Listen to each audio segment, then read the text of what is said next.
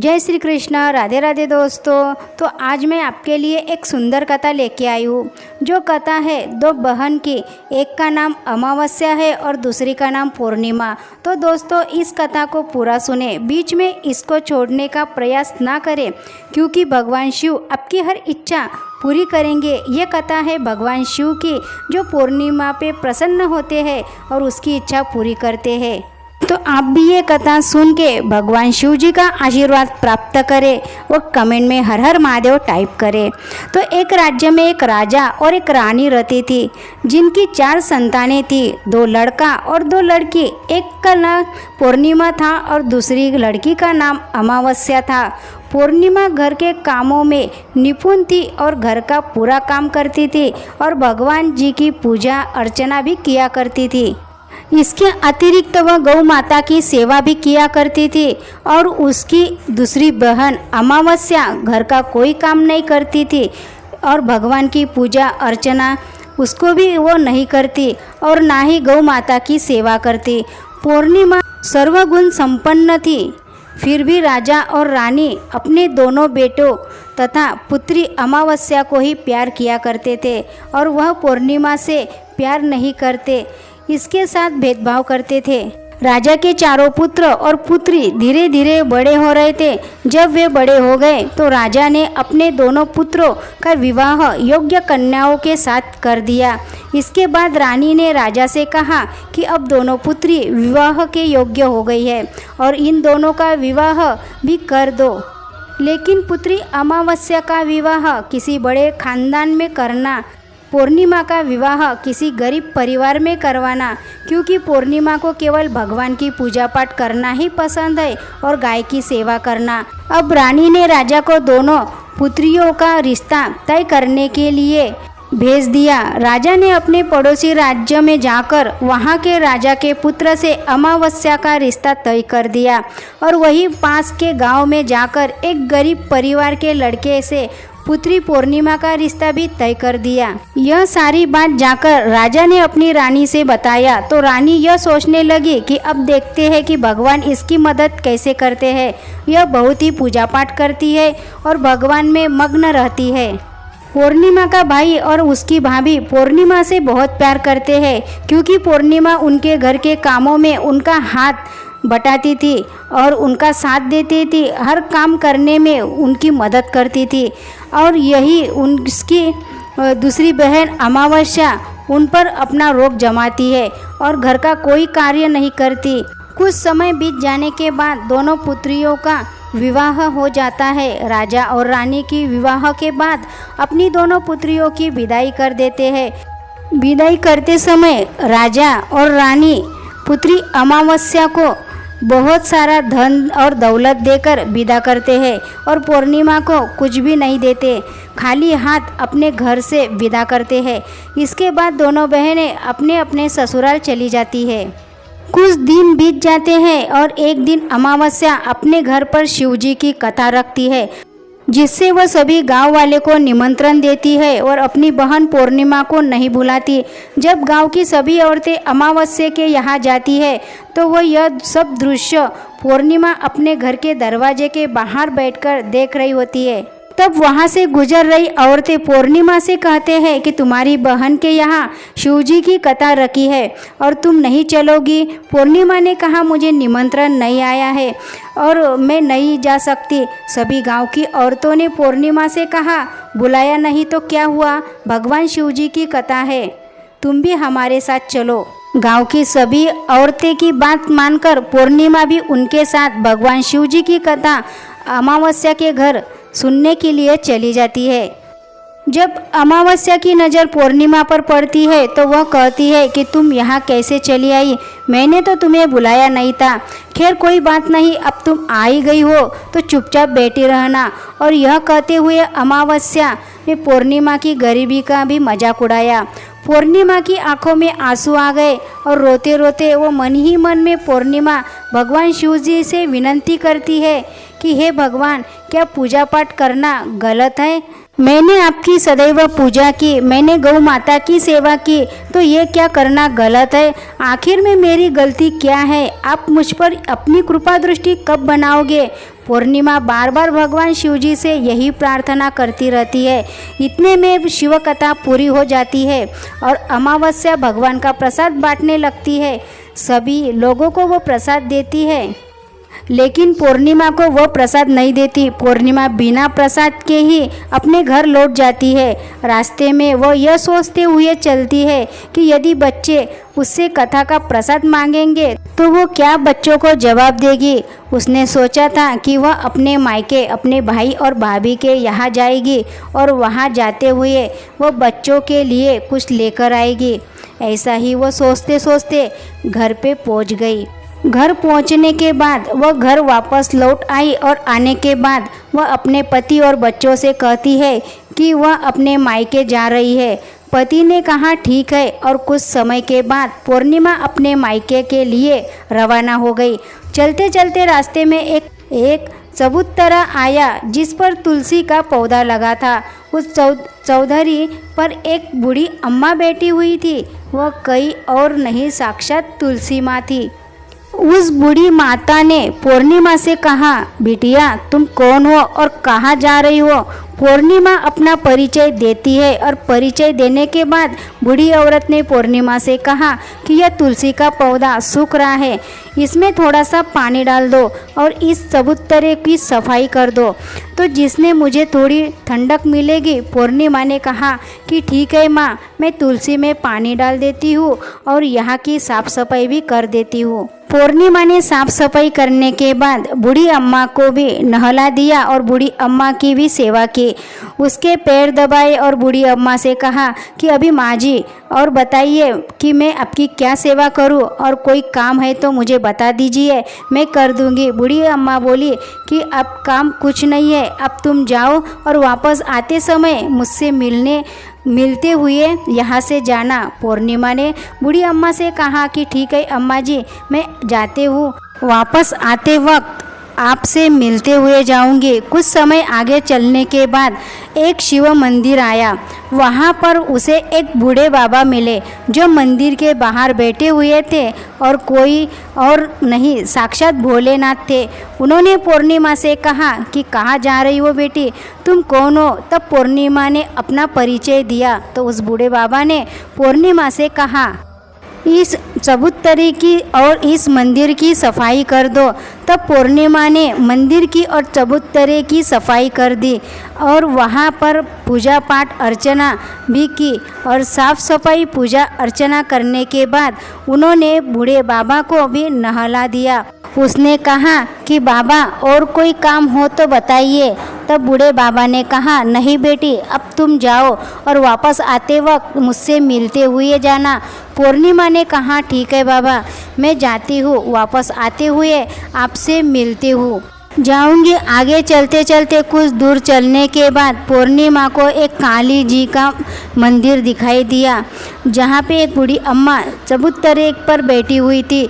उस बूढ़ी औरत ने भी पूर्णिमा से कहा कि बेटी तुम कौन हो, कहाँ जा रही हो। तब पूर्णिमा ने कहा, बूढ़ी औरत को भी अपना परिचय दिया।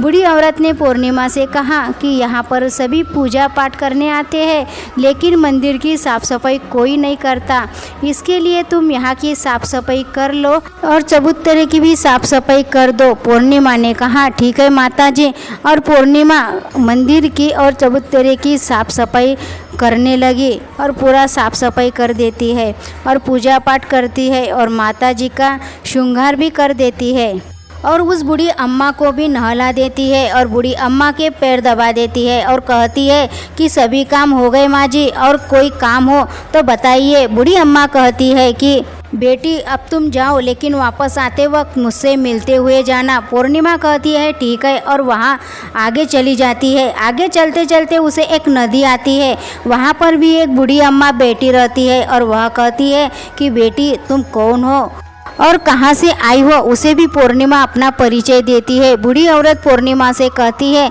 बेटी नदी पर स्नान करने के लिए तो बहुत जन आते हैं लेकिन यहाँ की साफ़ सफाई कोई नहीं करता, इसलिए तुम यहाँ की साफ़ सफाई कर दो। पूर्णिमा कहती है ठीक है माँ जी, मैं अभी साफ सफाई कर देती हूँ।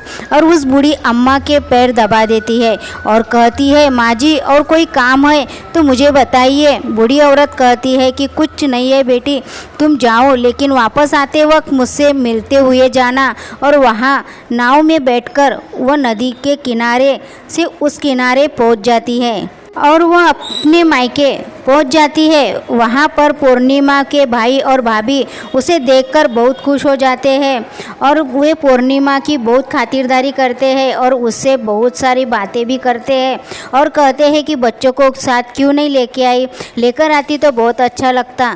अब कुछ समय के बाद पूर्णिमा ने वापस अपने ससुराल जाने को कहा तो उसकी भाभी ने उसके लिए एक साड़ी दी और बच्चों के लिए कपड़े और खाने पीने की कुछ चीज़ें रख दी और कहा कि तुम बहुत दिनों के बाद आती हो। और पूर्णिमा की भाभी ने यह थैला पूर्णिमा के हाथ में दे दिया और कहा कि जाओ और जल्दी वापस आना। इसके बाद पूर्णिमा वहाँ से अपने ससुराल के लिए रवाना हो गई और उसी नदी के किनारे पहुंच गई और नाव में बैठकर दूसरे किनारे पर उतर गई।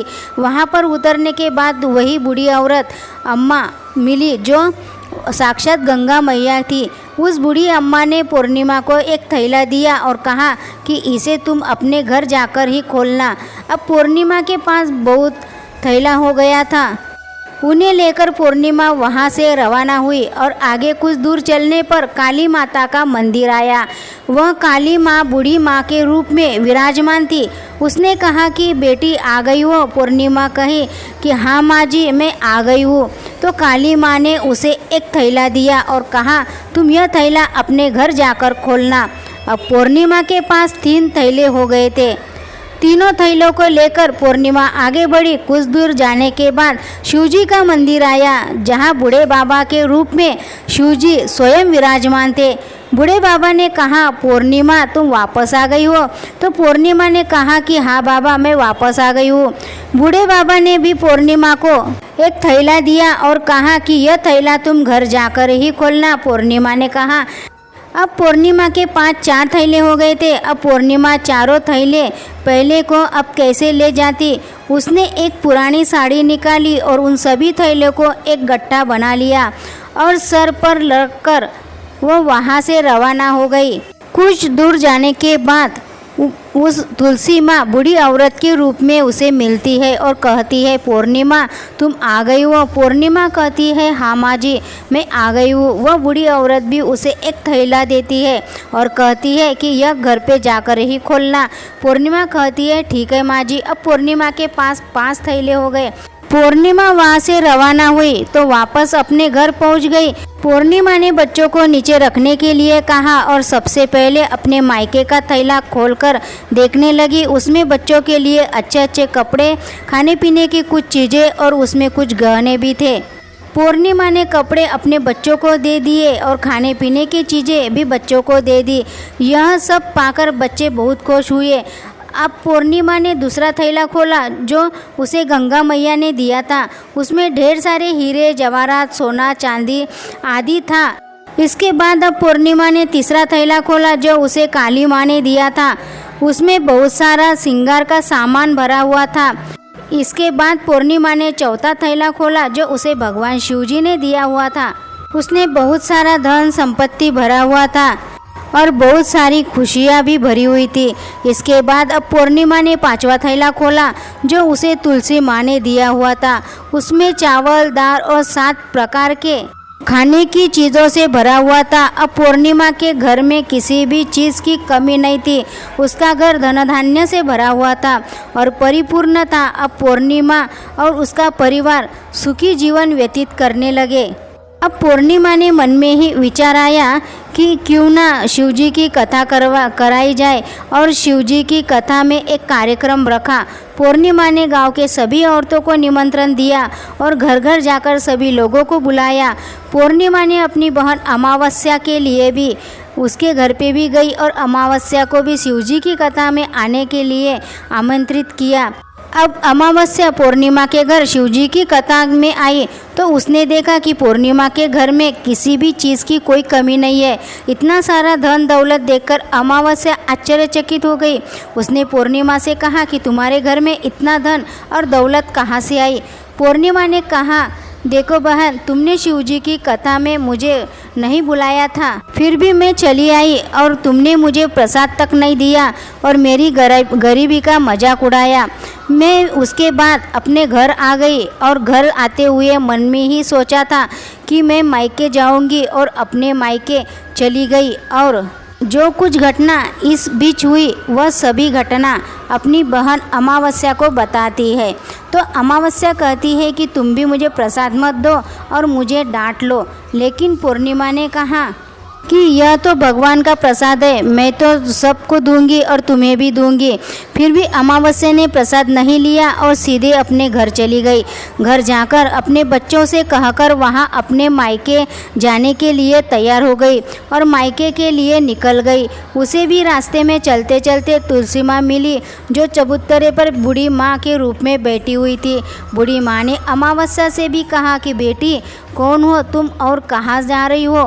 अमावस्या ने अपना परिचय दिया। बूढ़ी माँ ने कहा, बेटी, यह तुलसी का पौधा सूख रहा है, इसमें थोड़ा सा पानी डाल दो और इस चबूतरे को साफ कर दो।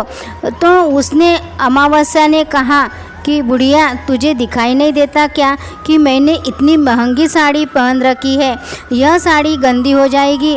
ऐसा कहकर वह वहाँ से चली जाती है। वहाँ से आगे चली गई और आगे जाने पर उसे भगवान शिव जी का मंदिर मिला। उसने ऐसा ही कहा। उसके बाद आगे जाने पर उसे काली माता का मंदिर मिला, जिससे भी उसने यही सारी बातें कही। आगे जाने पर उसे गंगा मैया मिली, जिसे भी उसने यही बात कहा और आगे चली गई। इसके बाद अमावस्या जब नाव में बैठने लगी तो उसे नाव में फूलों की जगह कांटे भरे हुए थे, उसके पैरों में चुभ रहे थे। किनारे पर उतरकर वहाँ अपने मायके चली गई। जब वहाँ उसे अपनी भाभीयों ने तथा भैयाओं ने देखा तो मन ही मन में कहने लगे कि काम की ना काज की, 2.5 मन अनाज की अब आ गई तो ठीक है। पूर्णिमा तो हमारे कामों में हाथ बटाती थी, यहाँ कोई काम करेगी नहीं। अब उन्होंने खाना बनाया और खा पीकर सभी सो गए। अमावस्या जब सुबह उठी और अपनी भाभीयों से कहा कि मैं अपने ससुराल जा रही हूँ। उन्होंने कहा कि ठीक है, जाओ। अमावस्या बोली, पूर्णिमा को तो तुमने एक थैला दिया था और मुझे कुछ नहीं दोगे क्या। भाई और भाभी ने कहा कि तुम घर जाओ, थैले तुम्हारे घर पहुँच जाएगा। फिर अमावस्या वहाँ से निकल गई और नदी के किनारे पर पहुँच गई। वहाँ गंगा मैया बूढ़ी औरत के रूप में बैठी थी और बूढ़ी माँ ने कहा, आ गई बेटी। तो उसने कहा, हाँ मैं आ गई हूँ। अमावस्या ने कहा कि तुमने पूर्णिमा को एक थैला दिया था और मुझे नहीं दोगी क्या। बूढ़ी अम्मा ने कहा, तुम घर जाओ, थैला तुम्हारे घर पहुंच जाएगा। उसके बाद आगे जाने पर उसे काली मैया मिली, जिसने भी अमावस्या को यही कहा। उसके बाद आगे जाने पर उसे शिवजी भगवान मिले, उन्होंने भी अमावस्या से यही कहा। इसके बाद आगे जाने पर उसे तुलसी माता मिली, उन्होंने भी अमावस्या से यही कहा कि तुम घर जाओ, थैला तुम्हारे घर पहुंच जाएगा। अमावस्या अपने घर पहुंच गई है। आंगन में देखा उसने तो वहां पर 5 थैले पड़े हुए थे। अमावस्या ने मन ही मन सोचा, अब तो मेरे पास बहुत सारा धन और दौलत आ जाएगी। जल्दी जल्दी में उसने सभी थैले को खोला। किसी में मिट्टी थी तो किसी में पत्थर, किसी में कंकर और किसी में कोयला। उसे मायके से भी कुछ नहीं मिला था, इन थैलों में कुछ भी नहीं था। अमावस्या दौड़ती हुई पूर्णिमा के घर गई और कहती है कि तुम्हें तो इतना सब कुछ मिला, मुझे तो कुछ भी नहीं मिला, आखिर क्यों। तो पूर्णिमा कहती है कि जब मैं अपने मायके जाती हूँ तो अपनी भाभीयों के साथ उनके कामों में हाथ बटाती हूँ और उनके साथ मिलजुल कर काम करती हूँ।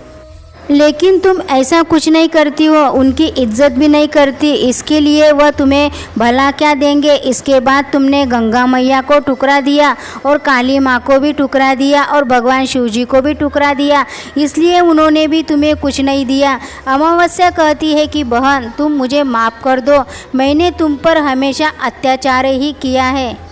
मुझे कुछ नहीं मिला तो कोई बात नहीं, मैं भी भगवान की भक्ति करूंगी और सब कुछ प्राप्त कर लूँगी।